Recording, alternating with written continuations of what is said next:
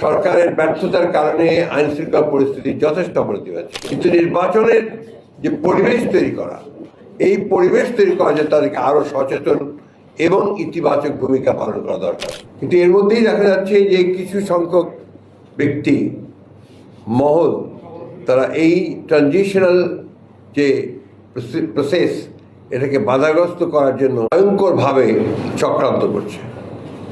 এবং আমি আজকে আবারও এই চক্রান্তের মাধ্যমে নিহত শহীদ হয়ে যাওয়া ওসমান হাদি তার আত্মার মাগফিরাত কামনা করছি এবং পরম করুণা আল্লাহ তাআলার কাছে এই দোয়া চাইছি যে আল্লাহ তাআলা তাকে যেন বেহেশতের সর্বশ্রেষ্ঠ স্থানে নিয়ে যান।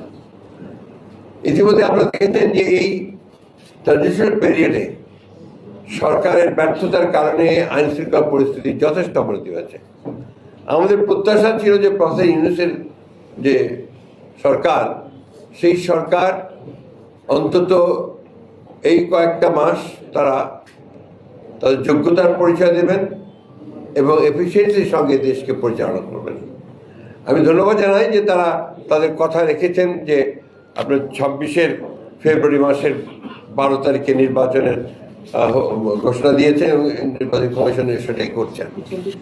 কিন্তু নির্বাচনের যে পরিবেশ তৈরি করা, এই পরিবেশ তৈরি করা যে তাদেরকে আরো সচেতন এবং ইতিবাচক ভূমিকা পালন করা দরকার, আরো কার্যকরী ভূমিকা পালন করা দরকার এবং এই বিষয়গুলোতে তাদের ফোকাস আরো বেশি দেবেন এবং তারা আরো ভালোভাবে নির্বাচন যেন আপনার অত্যন্ত সুষ্ঠু পরিবেশে অনুষ্ঠিত হয় সেই বিষয়গুলো দিকে লক্ষ্য রাখবেন, এটা আমরা আশা করি।